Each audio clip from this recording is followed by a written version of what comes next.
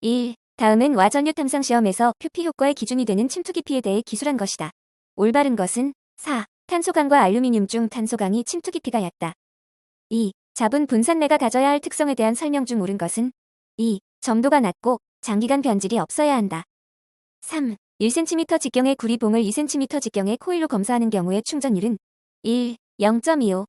4. X선 투과 시험과 비교한 감마선 투과 시험의 장점에 대한 설명으로 틀린 것은 4. 에너지가 높음으로 두꺼운 검사체에 사용할 수 있고 선명한 투과 사진을 얻을 수 있다.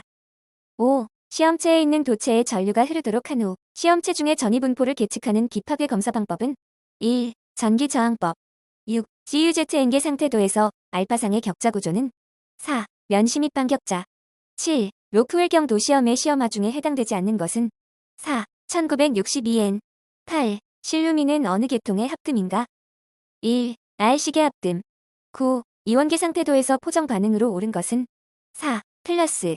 10. 다음 중 쾌삭강에서 쾌삭성을 형성시키는 원소와 가장 거리가 먼 것은 3. Cr. 11. 고강도 알루미늄 합금인 둘알루민의 주요 구성 원소는 1. RCUMNMG. 12. 탄소의 함량이 가장 낮은 것에서 높은 순서로 나열한 것은 2. 전해 철연강 경강주철. 13. 피로한도에 대한 설명으로 옳은 것은 3. 표면이 거친 것이 고운 것보다 피로한도가 작다.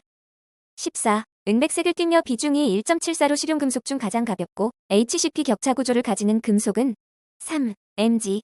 15. 비금속 개제물 검사 분류 항목 중 그룹 B에 해당하는 것은 4. 알루민 산염 종류. 16. 다음 중 연납댐과 경납댐을 구분하는 온도는 3. 450도C. 17. 피복 아크 용접 시 발생되는 보호 가스의 성분 중 가장 많이 발생되는 가스는 1. CO. 18. 아크 용접에서 용접 이별 3만 JCM, 용접 전압이 40V, 용접 전류 125A일 때 용접 속도는 몇 CM인가? 1. 10. 19. 탄소강의 피복 아크 용접에서 기공 발생의 원인이 아닌 것은 2. 충분히 건조한 저수소계의 용접봉 사용. 20. 일반적인 플럭스 코어드 아크 용접의 특징으로 옳은 것은 2. 양호한 용착 금속을 얻을 수 있다. 21. 잉여 침투액의 제거가 용이하여 표면이 거친 부품의 검사로 적합한 침투 검사 방법은 3. 수세성 형광 침투 검사.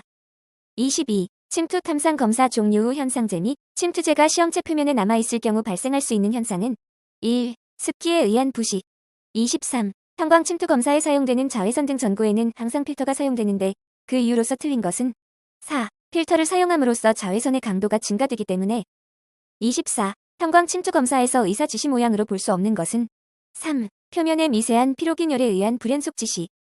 25. 형광 침투 검사에서 세척제가 일반적으로 갖추어야 할 특성으로 틀린 것은 4. 휘발성이 커야 한다.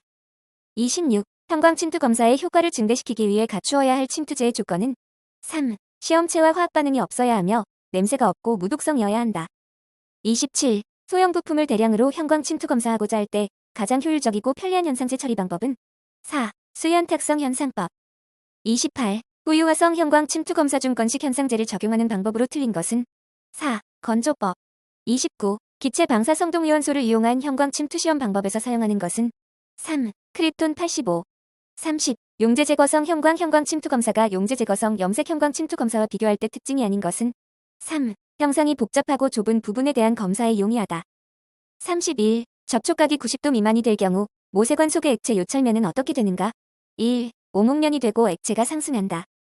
32. 형광 침투 탐상 검사에서 자외선 등은 어떤 목적 때문에 사용하는가?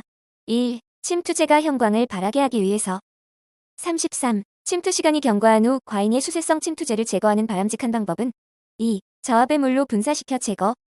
34. 침투 검사의 전처리 방법으로서 화학적 처리를 통해 금속 표면을 부식시켜 새로운 금속 표면이 노출되도록 하는 방법은 2. 에칭.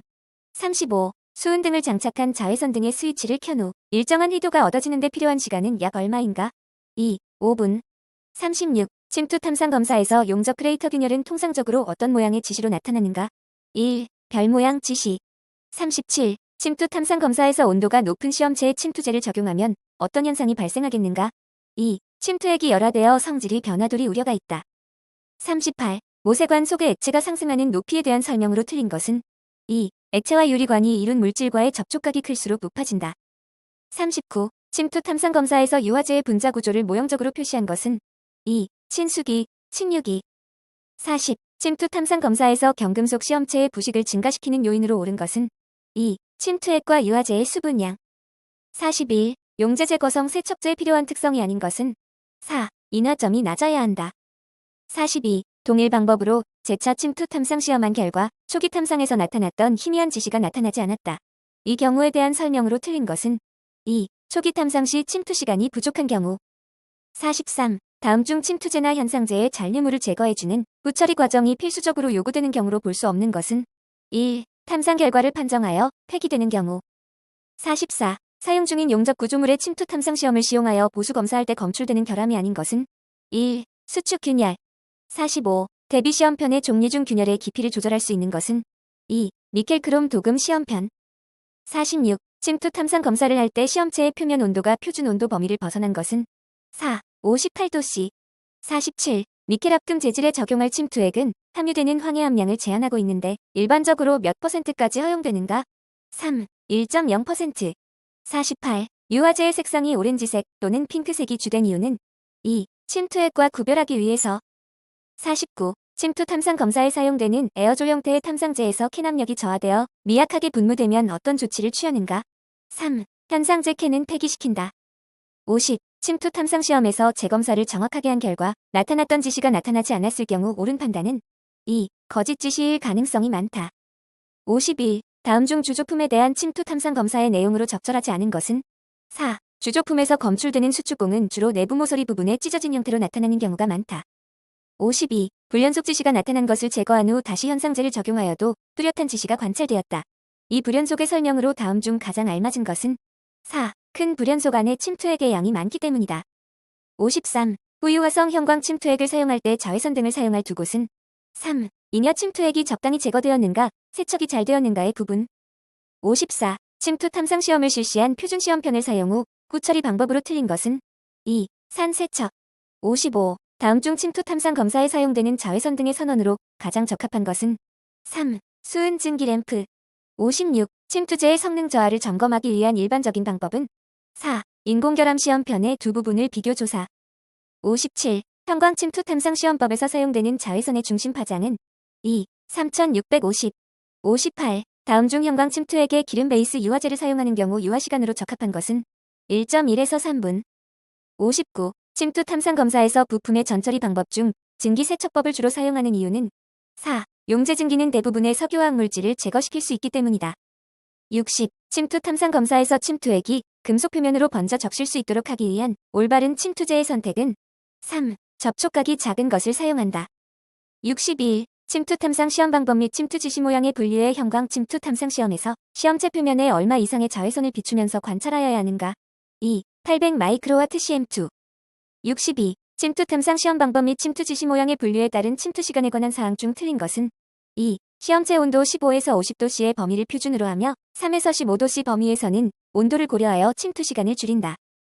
63. 침투 탐상 시험 방법 및 침투 지시 모양의 분류에 따른 침투 탐상 시험 방법에서 침투액 기호의 조합으로 틀린 것은 3. DVC 용제 제거성 염색 침투액. 64. 침투 탐상 시험 방법 및 침투 지시 모양의 분류의 현상 방법에 따른 분류와 그 기호를 옳게 나타낸 것은 3. 특수한 현상제를 사용하는 방법 2.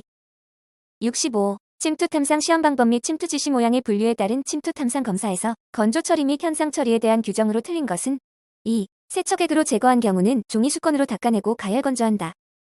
66. 보일러 및 압력 용기에 대한 침투 탐상 시험에 따른 침투 탐상 시험에서 관련 참조 규격에 따라 절차 인증이 요구될 때 필수 변수에 해당되지 않는 것은 4. 부처리 방법. 67. 보일러 및 압력 용기에 대한 침투 탐상 시험에서 규정한 표면 처리에 사용하는 일반적인 세제에 속하지 않는 것은 4. 애칭 용액. 68. 보일러 및 압력 용기에 대한 침투 탐상 시험에 따라 용접부를 검사할 때 시험부와 인접 경계면은 적어도 몇 mm까지 전처리하여야 하는가? 2. 25mm. 69. 보일러 및 압력 용기에 대한 침투 탐상 시험에 따른 침투 탐상 시험에서 특정 시험체에 대해 모든 침투 탐상 재료의 할로겐 함량을 무게비 1% 미만으로 제한하고 있다. 이 특정 시험체에 해당하지 않는 것은 1. 탄소강. 70. 보일러 및 압력 용기에 대한 침투 탐상 시험에서 최종 판독 전 현상 시간의 적용 시점에 대한 설명으로 옳은 것은 3. 습식 현상제인 경우 현상제가 건조된 직후부터 시작. 71. 침투 탐상 시험 방법 및 침투 지시 모양의 분류에서 FBD의 시험 방법 순서로 올바른 것은 1. 전처리 침투 이후 세척 건조 현상 관찰 후 처리. 72. 보일러 및 압력 용기에 대한 침투 탐상 시험에서 특별히 규정하지 않는 한 물 베이스 유화제의 적용 시간은 2분 이내. 73. 침투 탐상 시험 방법 및 침투 지시 모양의 분류에서 선상 침투 지시 모양이란 갈리짐 이외의 침투 지시 모양 가운데 그 길이가 나비의 3배 이상인 것. 74. 보일러 및 압력 용기에 대한 침투 탐상 시험에서 수세성 침투액을 물 분무로 제거하는데 이때 수압과 수온은 얼마로 규정되어 있는가? 4. 수압은 50 psi 이하, 수온은 110 h 이하.